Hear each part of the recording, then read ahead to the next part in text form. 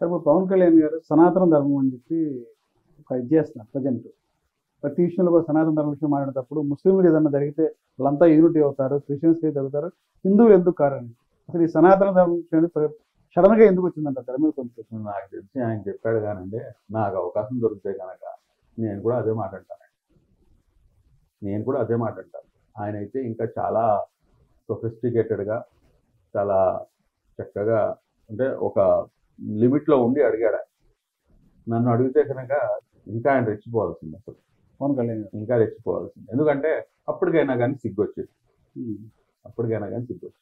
తిరుపతి లడ్డు వ్యవహారం జరిగిందా జరగలేదా పక్కన పెడదాం, అది ఏంటనేది అది సుప్రీంకోర్టులోకి వెళ్ళింది కాబట్టి అది ఇదవుతుంది. ఇదే పని కనుక ముస్లిం సమాజంలో ఆయన చెప్పింది ఏంటి అదే కదా, అల్లా పేరు తీసుకుంటే కనుక ఏకమైపోతారు. ఇప్పుడు ఆయన నా గురించి పొగిడాడా లేకపోతే నన్ను తిట్టాడా? నాలో ఉన్న ఒక గుడ్ థింగ్ ని ఆయన వేరే వాళ్ళకి ఉదాహరణగా చెప్తున్నాడు.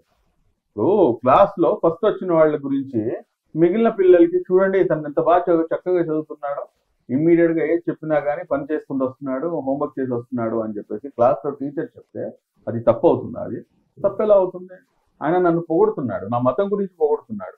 మీరు చాలా చక్కగా మీరు అందరూ అయిపోతారు. మతాల మధ్య విద్వేషం రేపటి ఉండొచ్చు. మతాల మధ్య విద్వేషం అని చెప్పేసి మీరు ఎలా అనుకుంటారండి? మతాల మధ్య విద్వేషం రెచ్చగొట్టయితే కనుక ఆయన ముస్లిం సమాజానికి వ్యతిరేకంగా మాట్లాడి ఉండేవాడు. ఆయన ఒకవైపు సనాతన ధర్మం గురించి మాట్లాడుతూ రెండో వైపు నేను ఇస్లాంని గౌరవిస్తానంటున్నాడు, ఇంకో వైపు నేను క్రిస్టియానిటీని గౌరవిస్తాను అంటున్నాడు. ఆయనకి పిచ్చి క్లారిటీ ఉంది. కాకపోతే ఏంటంటే ఆయన ఎమోషనల్ గా గట్టిగా చెప్పేటప్పటికి ఏంటంటే కొంతమంది దాన్ని పొలిటికల్ ఎజెండాగా తీసుకొని దాన్ని ఏదో రకంగా డిఫరెన్స్ తీసుకొని రావాలి. అవును, నేను మొన్న తిరుపతి వ్యవహారం లడ్డులో చూశాను, 10 మంది అండి. ఇప్పుడు తిరుపతి లడ్డు ఇస్తే నేను కళ్ళ ముందు నేను అనేక మంది చూశాను, చెప్పులు ఉడిచేస్తారు, చేతిలో పెట్టిన తర్వాత కళ్ళకు అద్దుకొని తిని దానిలో ఉన్న చిన్న చిన్న పార్టికల్స్ ని కూడా వదిలిపెట్టరు, అంటే కింద పట్టడానికి ఇష్టపడరు. మీకు భక్తి ఉందా? భక్తి ఉంటే ఒక 10 మంది యూనిటీ ఎందుకు? 10 మంది వదిలే, పవన్ కళ్యాణ్ గారు చెప్పిన పక్కన పెట్టండి, 10 మంది బయటకు వచ్చారా? ఇప్పుడు నేను అడిగితే అది మళ్ళీ వేరే రకంగా వెళ్ళింది కాబట్టి నేను ఆ రకంగా కానీ ఒకటైతే నేను చెప్తాను, ఇంతకు ముందు గతంలో కొన్ని ఇంటర్వ్యూస్ లో నేను చెప్తున్నాను, ఇప్పుడు మళ్ళా నేను మీకు ఇది రిపీట్ చేస్తాను. చూడండి, నేను చాలా పర్టికులర్ గా నమ్మేటటువంటి అంశం ఏంటంటే ఎవరైతే ఏ మతాన్ని అయితే ఫాలో చేస్తున్నారో ఆ మతం ఏం చెప్తుందో ఆ మతానికి ఫాలో చేసే వ్యక్తికి తెలిసి ఉండాలి. ఆ మతం యొక్క పెద్దలు ఎవరైతే ఉంటారో వారు ఆ మతానికి సంబంధించినటువంటి అంశాలను వారికి తెలియపరచాలి. హిందూ సమాజంలో ఎవరు తెలియపరుస్తున్నారు? హిందూ సమాజంలో నాకు తెలియకుండా అడుగుతాను, ఆర్ఎస్ఎస్ లేకపోతే బీజేపీయా, భగవద్గీతను, పురాణాలు? నాకు చెప్పండి, నాకు సమాధానం చెప్పండి. ఇదేనా రామరాజ్యం అంటే? బాబాలు ఇదేనా? నాకు తెలిసినంత వరకు నేను చదువున్నా, కాస్తో కూర్చో నేను చదువున్నా, ఎక్కడ దూరంగా పొందనే లేదు, సంబంధమే లేదు.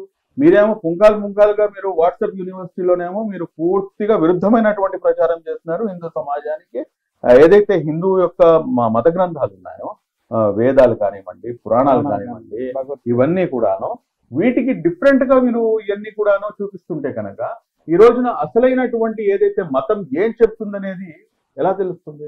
కాబట్టి ఇదంతా ప్రాబ్లం అండి, దిస్ ఈస్ ద ప్రాబ్లం. నేను అదే చెప్తాను, ఏ మతానికి చెందిన వ్యక్తి ఉన్నాడో ఆ మతానికి సంబంధించినటువంటి గ్రంథాలు వారికి తెలియాలి. మీ గ్రంథంలో ఏం రాస్తుంది? ఈ రోజున నైతిక విలువల కోసం మా లాంటి వాళ్ళను లేకపోతే ఇంకోళ్ళను పిలిచి క్లాసులు చెప్పిస్తున్నారు. నైతిక విలువలు ఎక్కడున్నాయండి వాళ్ళ సమాజంలో? నైతిక విలువలు వచ్చేది ఎక్కడి నుంచి?